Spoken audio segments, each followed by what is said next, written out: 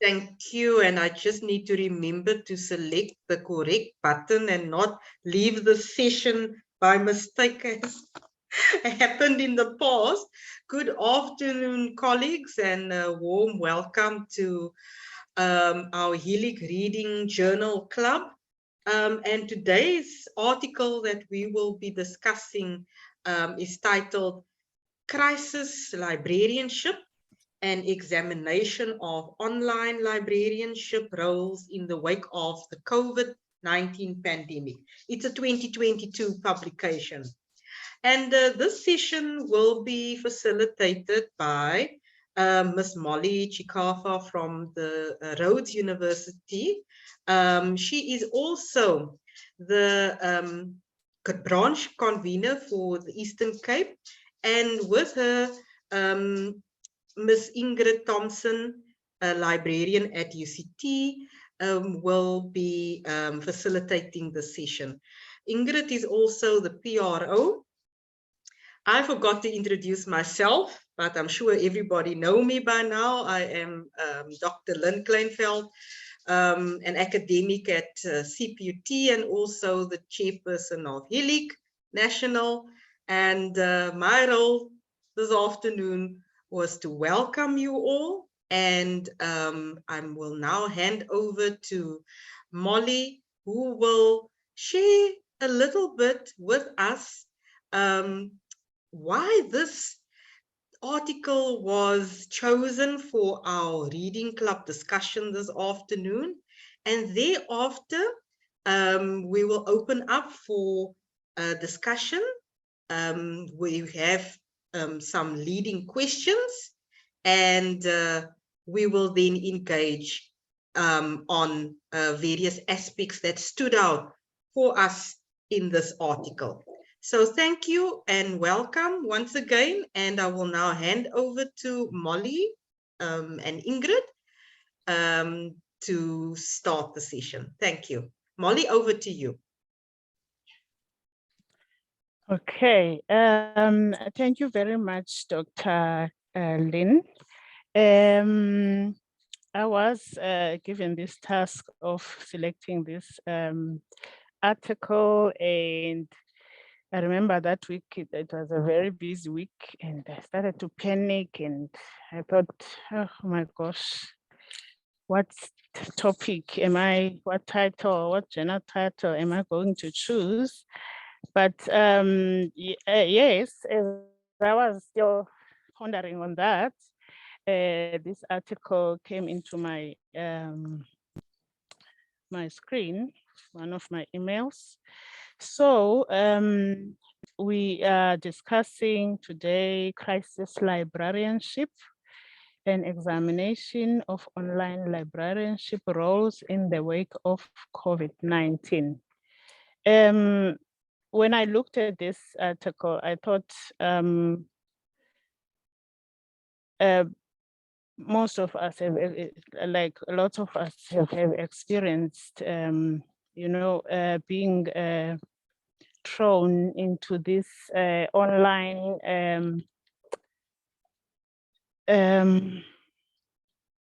having to work online due to the pandemic. Some of us were not yet working online, but we ended up having to serve our communities online because of the lockdowns due to the pandemic. So what is going on here in this article is these 5 American subject librarians where they looked at the literature from March 2020 to February 2021. And what they wanted to understand was the possible impacts across the profession as a result of a sudden push to virtual learning. They sought to examine any change in online librarianship roles as a result of COVID-19 pandemic. And all of these librarians are American librarians, and somewhere in the article, they did mention they did mention some of the, they did look into other countries like Africa and Europe. Yeah, but I was curious to hear from colleagues what has been their experience with this sudden push that all of us have been experiencing into online librarianship.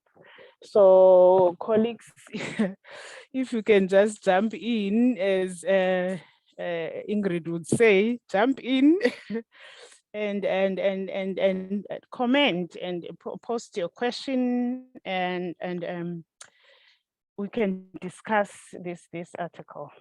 Yeah.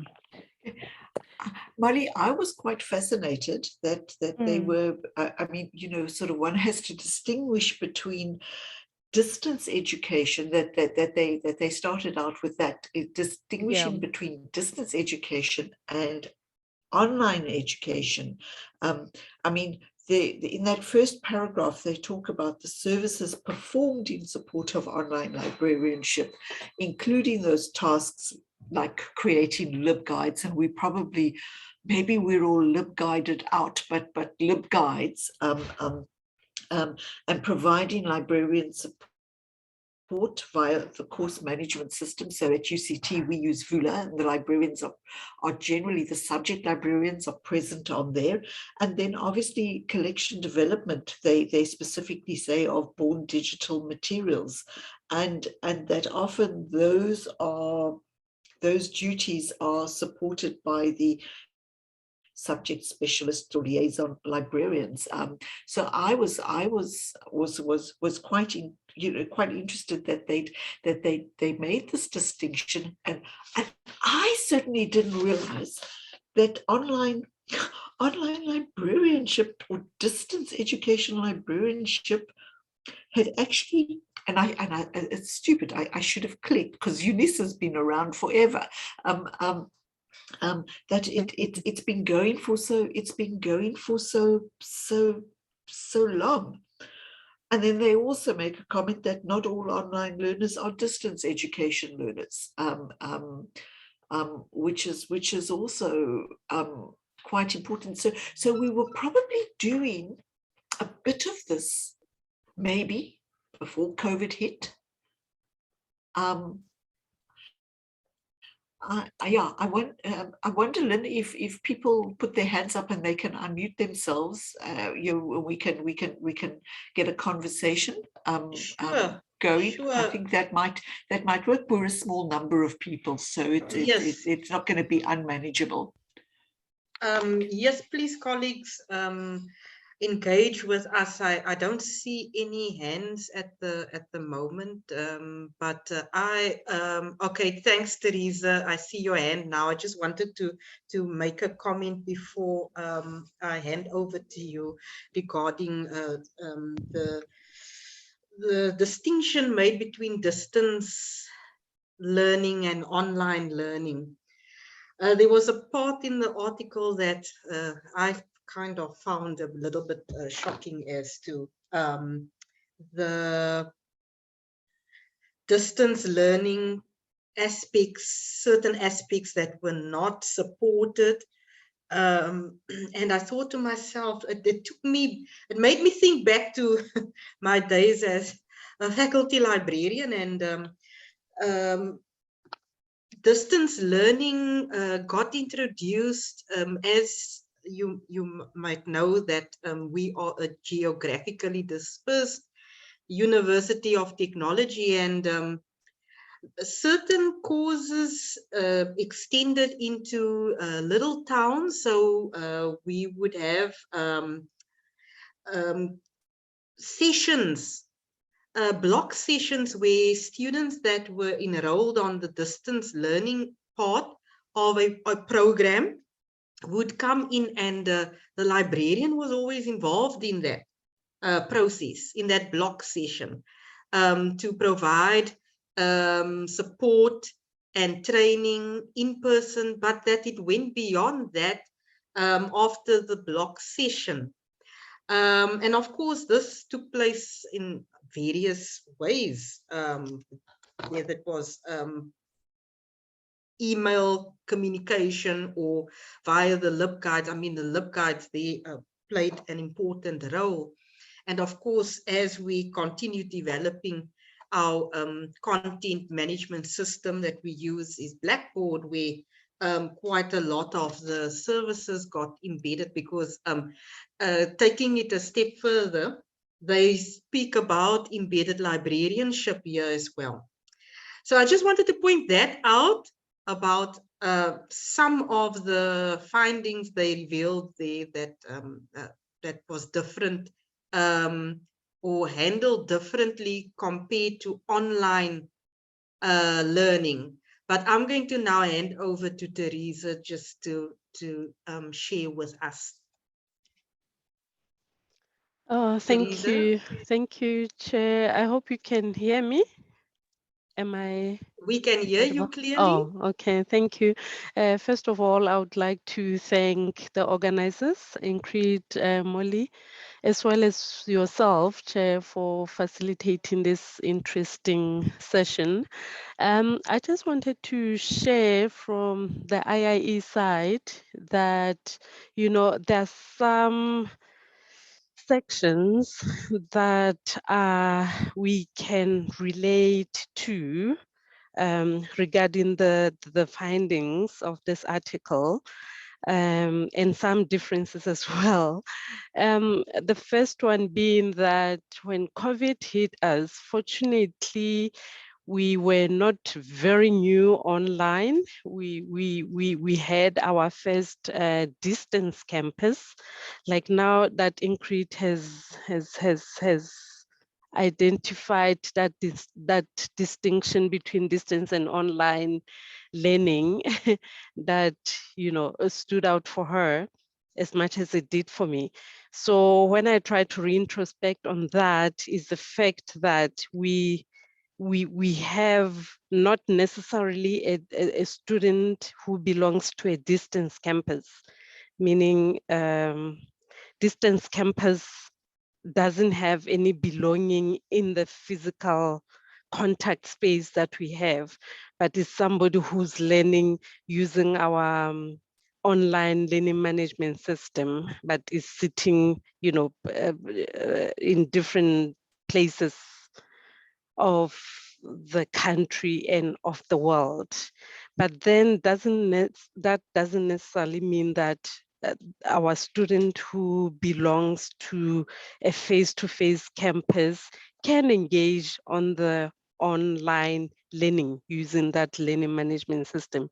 So I think this is how we can make that distinction clear. So back to my point that before COVID, we were lucky enough that we already had our distance campus running, and our distance campus would have a dedicated, we actually call it online campus. So it will have an online librarian or information specialist. We call our librarians information specialists at the IIE. So we have a dedicated embedded information specialist for that particular campus, for the distance campus. So meaning that a student at the distance campus will have the same, what do you call this? The same, what's the word? Support as a student who's on the contact campus. That's why there will be that specific online information specialist who's supporting the information and research mandate for that campus. So it was very interesting to note some differences as well as some similarities in terms of what we went through. Thank you. Thank you, Teresa, for sharing. Can I just jump in? I don't see Sure. where to raise my hand on my laptop. as Dr. Lin mentioned about embedded librarianship, that also, yeah, they did mention it on this article. There was something that they mentioned that I was not, I don't know, aware of, or how I would like to hear whether other colleagues have experienced it, or when they said embedded librarianship is the librarians who kept a physical office in an academic department. That's the first thing. I've never have that experience of having that office in the academic department. The librarians that I've had experience with, they always based in the libraries. And then who took an active teaching role that I am aware of. And then there's where they say their focus on their research was directly through librarians who assisted students directly through the online course management system, which we do, and providing links to online library content and communicating with students through email and discussion boards.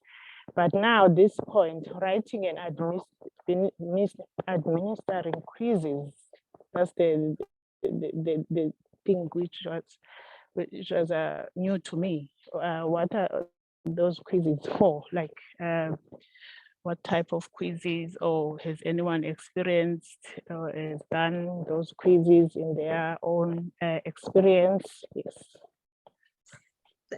Thank you, Molly. I think I can respond to a few of your questions. The first one about the embedded librarianship. Yes, I can relate to that. The embedded librarianship is defined as either being physically embedded in a faculty or a department where a librarian has an office there, or embedded in the form of the classroom space to support teaching and learning, and also the training. So just to provide an example, yes, the literature speaks of that. I had at least the experience of being a physical embedded librarian. So a few years ago, we had a campus at the Groote Schuur Hospital, and it used to be the radiography department. And what was very interesting there is that the library was embedded physically within the department. So that is one example of a physical embedded librarian, I would say, within a department. And it actually works very well because you are right there with the academics. You work very, very closely with them. It's so easy for them to interact with you with regards to teaching and learning, research, community engagement activities. So yes, it exists, not just locally, but globally as well, where librarians actually have offices within departments. It can become quite interesting. But I think a lot of us became, as faculty embraced blended learning and embraced the content management systems, we found ourselves now also in support, becoming embedded within those platforms. For example, the information literacy modules are completely embedded in our Blackboard system across subjects. So it doesn't matter what course you are enrolled for. When you are enrolling or accessing your subject on Blackboard, you have access to the information literacy modules. The links to the LibGuides are embedded in the Blackboard space as well. We had a pilot project a few years ago where we actually explored having the live chat functionality or feature embedded within the Blackboard platform, where the librarian in that way is embedded in the online class and can interact with faculty and students. So there's so many possibilities with embedded librarianship. I wanted to respond to the quizzes. So the way we did it at CPUT, and it's in response to the information literacy policy that was approved in 2009. We developed the modules, and we provided options for the faculty. And part of the modules also entailed assessments, formative and summative. So the summative would be after students attended all the modules, they would then need to complete the summative. And that is in the form of a quiz that was developed, and all the faculty librarians were involved in developing the questions for that. But as a faculty librarian, you could also design your own quizzes. I did quite a number of them as formative assessments. And that actually worked very well when you are collaborating with the lecturers to develop that. Blackboard provides one with those features. We have the responders program, where you actually design the quiz and you then publish it within Blackboard.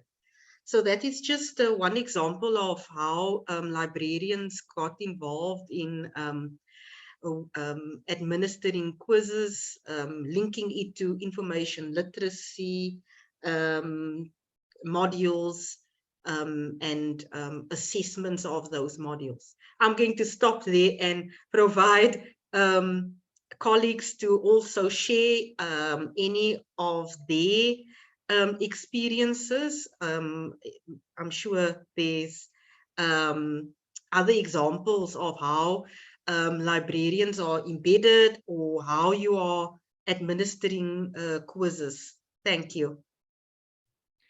Okay, so Ingrid here, just chipping in. So if you want to raise your, if you want to speak, you can, because we're a small enough number, you can raise your hand and we'll give you the space.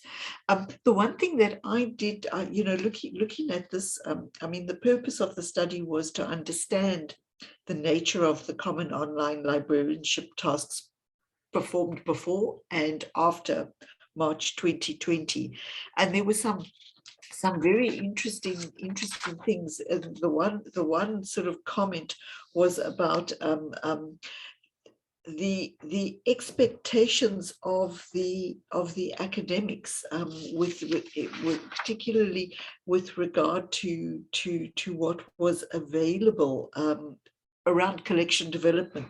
I mean, you know, everything is available online. Well, no, it isn't, and even if it is, it's not available to us as academics. Hey, cue ebook SOS. I mean, where that kind of raised the focused attention on that. I mean, a lot of us were scrambling and you know, having to try and find ebooks try and sort out things. And the one person commented here that there was sort of unintended negative consequence of trying to assist faculty. I mean, you know, sort of so films. We have a film school.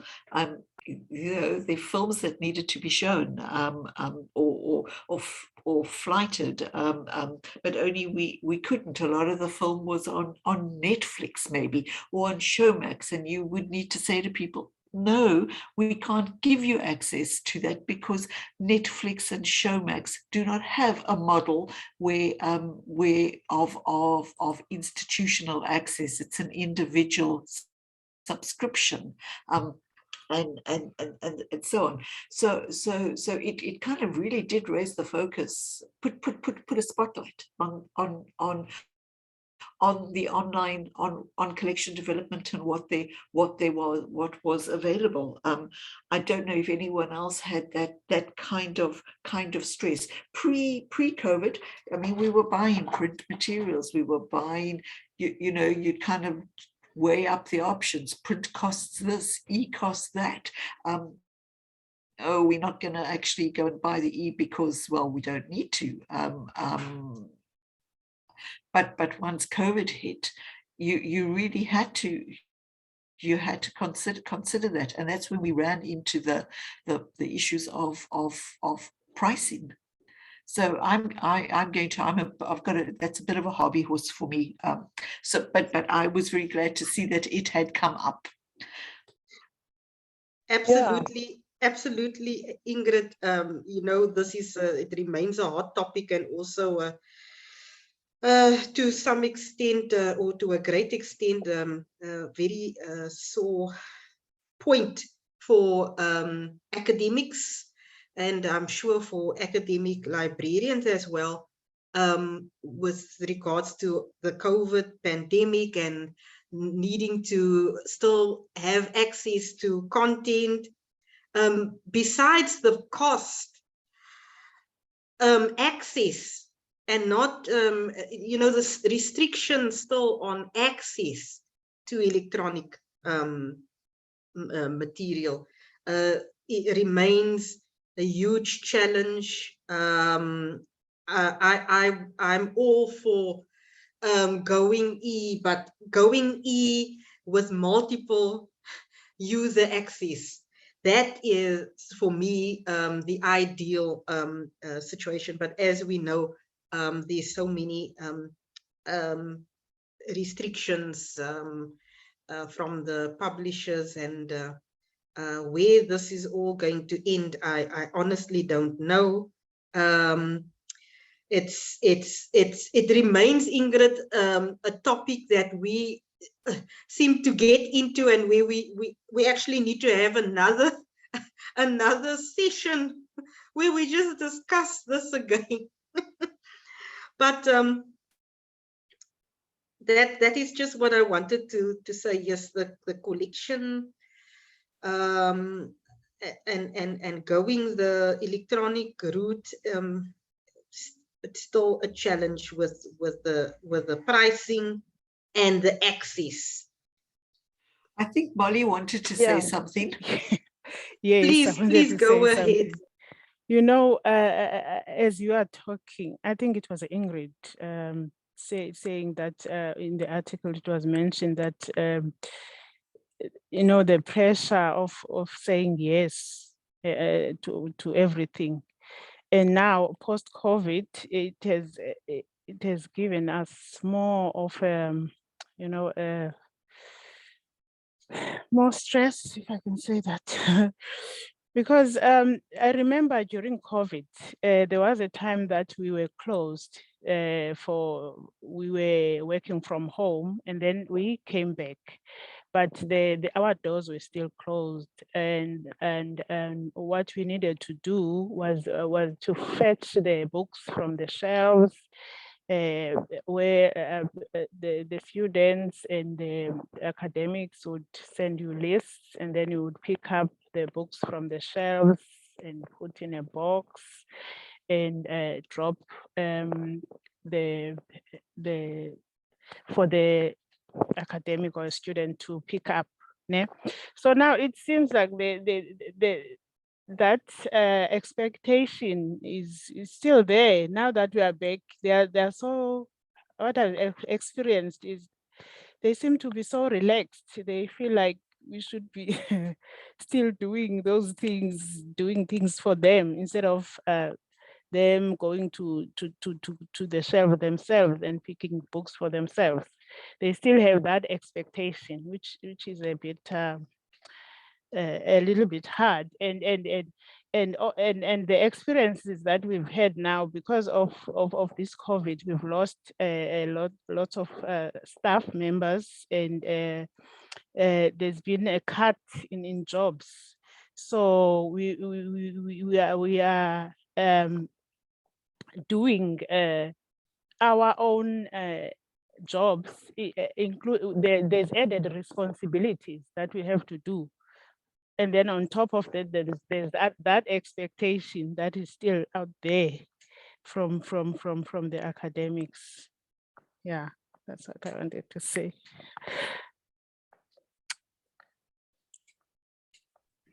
Yeah, those added responsibilities is what the study says as well, where people were actually taking on extra work. I know that our faculty certainly some of the academics struggled with well, there was so much new. I mean, they had to quickly change. They had to quickly change to online, to what we called it emergency remote teaching, and that was also a very hectic learning curve for them. And then I mean, at the same time, a very hectic learning curve for us who weren't actually used to the online, supporting online. Are any of the group that here are here from UNISA at all? You know, where distance education has been has been the model, where that support has been the model. Because it'd be quite interesting to hear what they would have to say. I don't know if there is anyone. Anyone?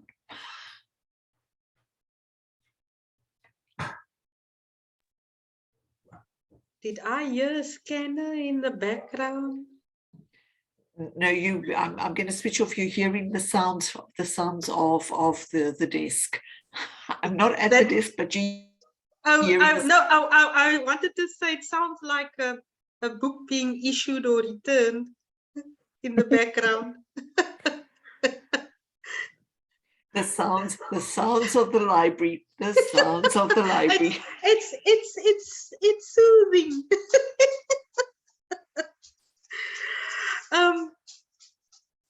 Are there any colleagues from UNISA in the room? Well, I must say I was quite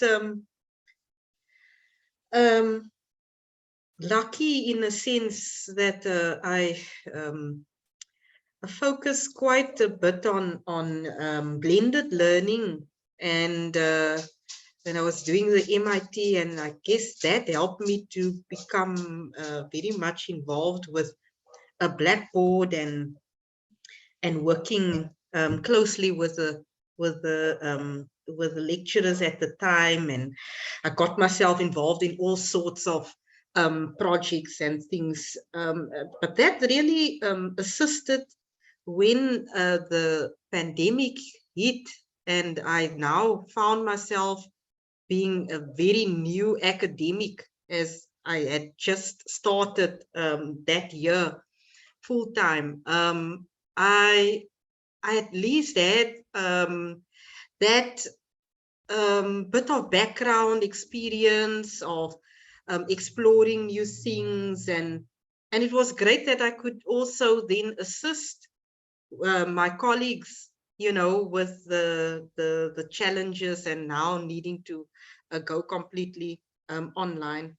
So I think that helped a lot as an academic librarian at the time, working with the colleagues, working with the e-learning team that support the university with blended learning, Blackboard, and all of that. I think bottom line, yes, for all of us, we experience change differently. But I think in a way, if I reflect on this, we in this constant sort of phase where we need to embrace change. We have to think quickly on our feet. I see that slasher role also, that also caught my eye, Ingrid. The slasher role that the authors were talking about. We're constantly in this process of needing to embrace change, think on our feet all the time. Interesting times. Anybody want? Yes. You know what I enjoyed about during that time. I think I got to learn new skill of creating videos. You know, we created a lot of videos that time, and yeah, it was a nice experience to be able to do that, so that we can be able to share information with our users through videos. Absolutely.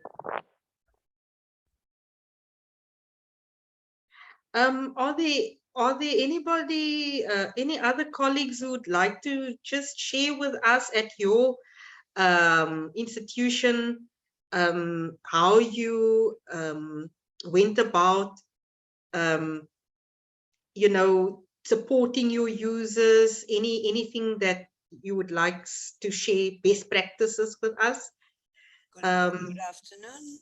Good afternoon, Pumza.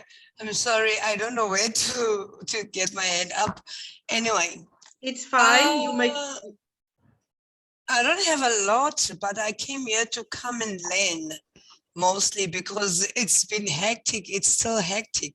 Most of the challenges, first I'm from Eduvos. It's a bit of a private, and we are 12 campuses, but I'm based in East London.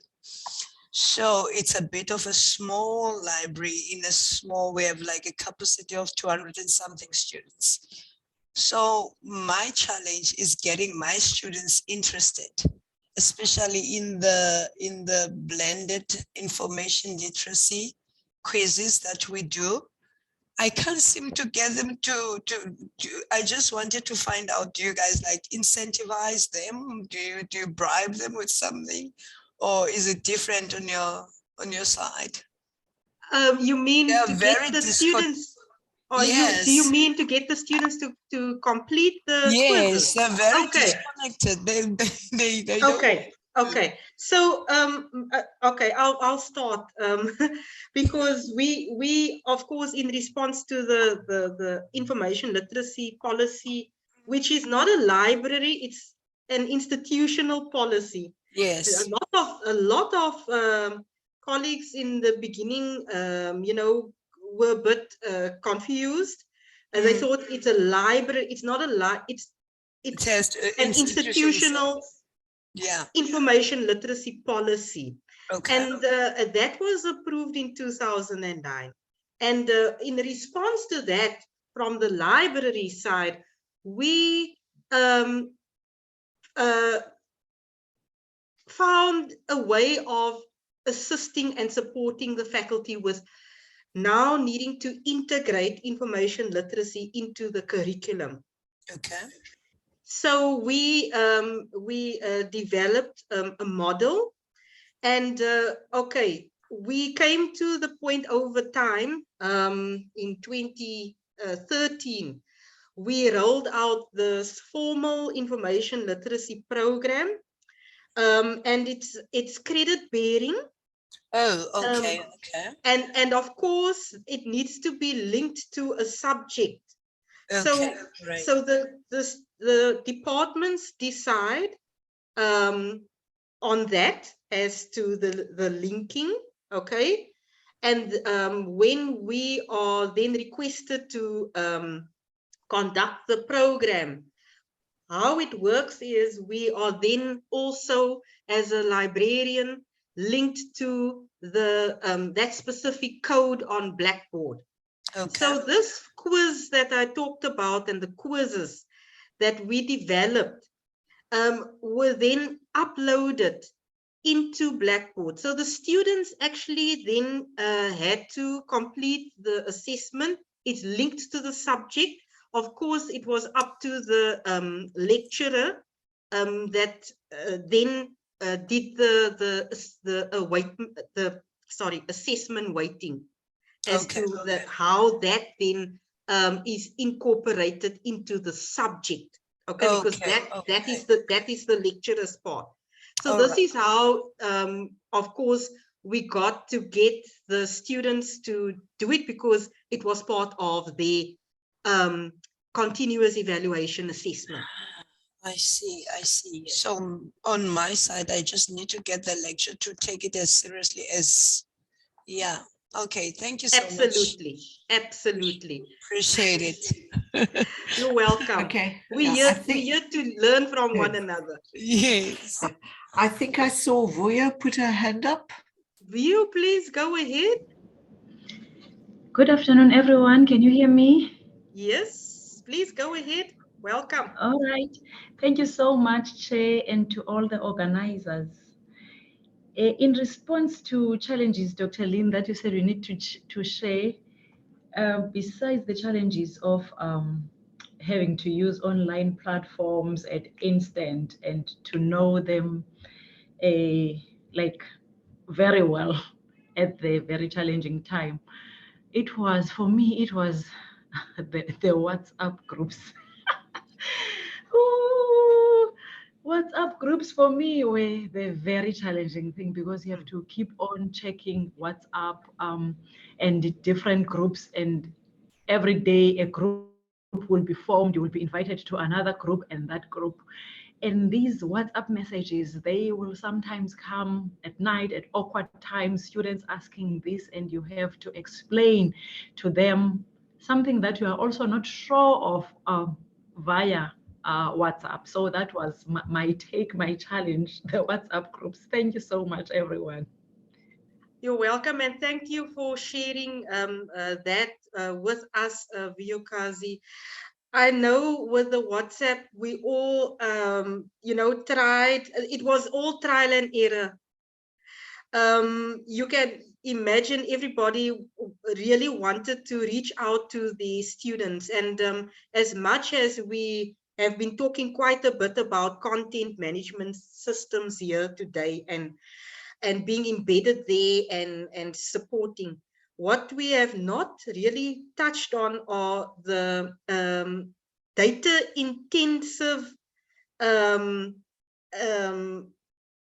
aspects of what platforms are being used, and taking that into consideration when supporting our students.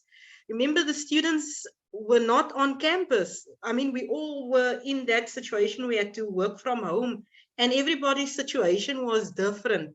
Not everybody had enough data, let alone coverage. And coverage remains a challenge. Just 2 days ago, I participated in a roundtable discussion with MTN on 5G, and yet there again coverage came up. Okay, so WhatsApp was a way to support our users, because it was not that data intensive. Okay, so we always had to find ways of, okay, how are we going to get content across? How are we going to support students that cannot access the content management system because they do not have enough data. So WhatsApp was one solution, but yes, that was what we discovered are challenges when it comes to being involved in a WhatsApp group and messages coming through at any time. But I'm not sure whether you are aware that there are now control mechanisms in place for the WhatsApp groups. I, for example, have so many WhatsApp groups with my students, but I have control. I control when students are going to post in the group and when not. So those features are available now. And what is important, I'm not sure whether academic librarians or faculty librarians have learner guides or subject guides for information literacy program. But as a lecturer, each subject we have a subject guide. And so in my subject guide, I specified the consultation times, communication times, etc. I know in the beginning it was tough. We all received queries 24/7, but at some point we needed to just, you know, take a step back and say, hang on, here we need to put some control mechanisms in place. So WhatsApp works very well to reach out to users very quickly, but I do control my WhatsApp groups. So I hope that helps.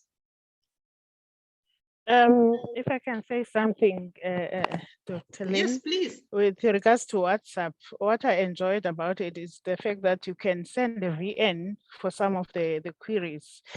For example, if the student cannot access and you're trying to guide them on how to access, you can just send a voice note. I enjoyed that.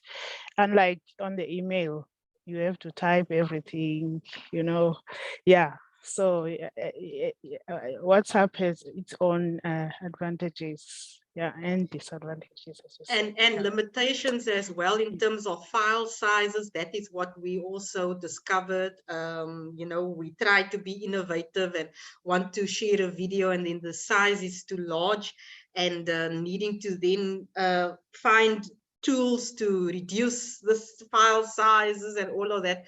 But yes, I guess with any platform, it has its pros and cons. Yes, but let's get back to the article that we have read. Are there any other aspects that stood out that we can relate to, or that we can take from there and possibly you know, see how it can improve on what we are currently doing, or how to just change things a little bit that will improve on the way we are supporting our users during this time. One of the comments that I made to Lynn last night on WhatsApp was that it would be very interesting to see, you know, sort of this. A lot of this resonates. I mean that the challenges are the same, but are they in fact the same? Are they? It would be really, and I'm not saying I'm putting my hand up for this at all. It might be quite useful to replicate the study here, but I'm not sure I'm not sure if something has been done at Chelsea. You know, if there has been some kind of a survey or report done that covers the sort of lockdown experiences of librarians. So I mean, Molly, thank you. This was a really, really, really, really interesting article. And going through this, and I've got lots of highlighters and notes along the side, and that it's a lot of food for thought. And it just shows you we all kind of internationally ran across this, you know, had similar sorts of challenges.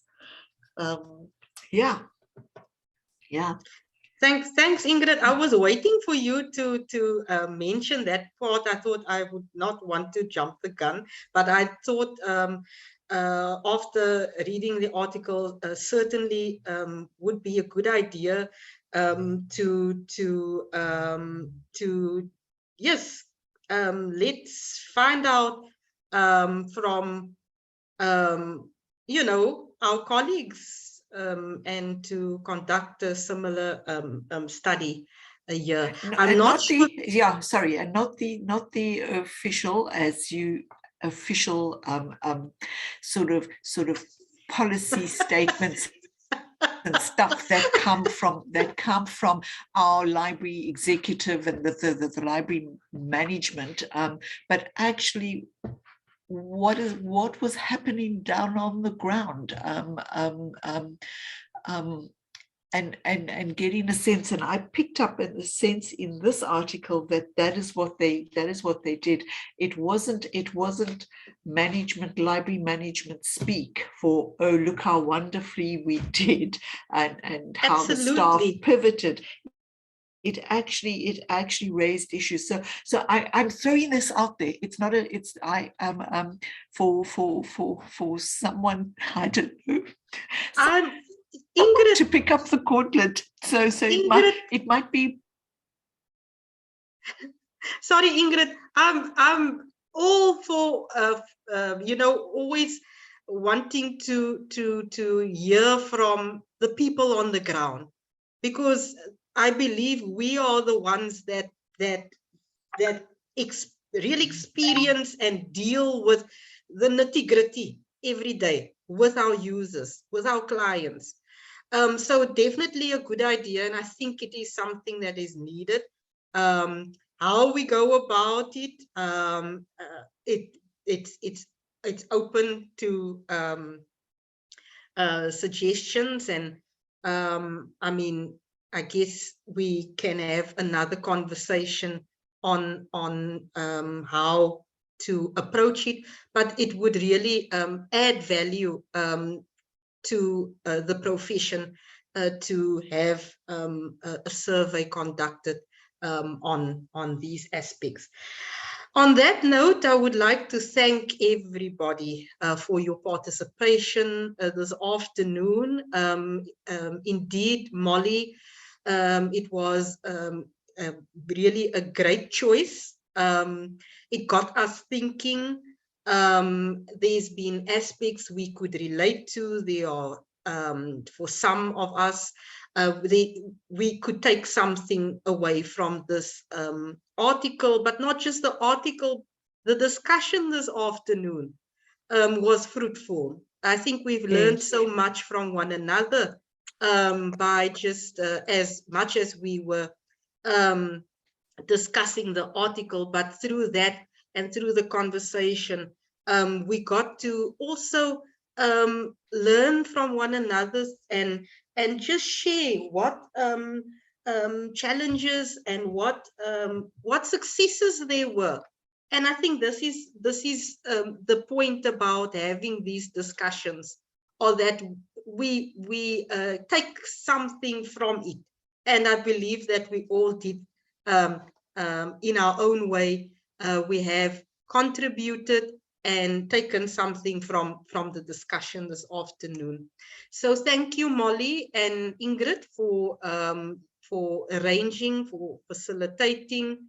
Thank you once again to Kagiso and team for supporting us with the technical aspects of running our journal reading club this afternoon, and to all the participants for your valuable input. We really appreciate it. So please look out for our upcoming Helic events. And if there's a title or a topic that you would like us to have a discussion on, please feel free to contact any one of the Helic committee members, and we will certainly see how we can arrange and accommodate the topic through running a session, because through conversation, that is how we will learn and also find possible solutions to our challenges. So thank you, everybody. Keep well and have a lovely day further. Thank you, Thank colleagues. you. Thank you, colleagues. Bye. Bye. Thank you. Bye. Bye. Bye. Everyone, Goodbye. bye-bye.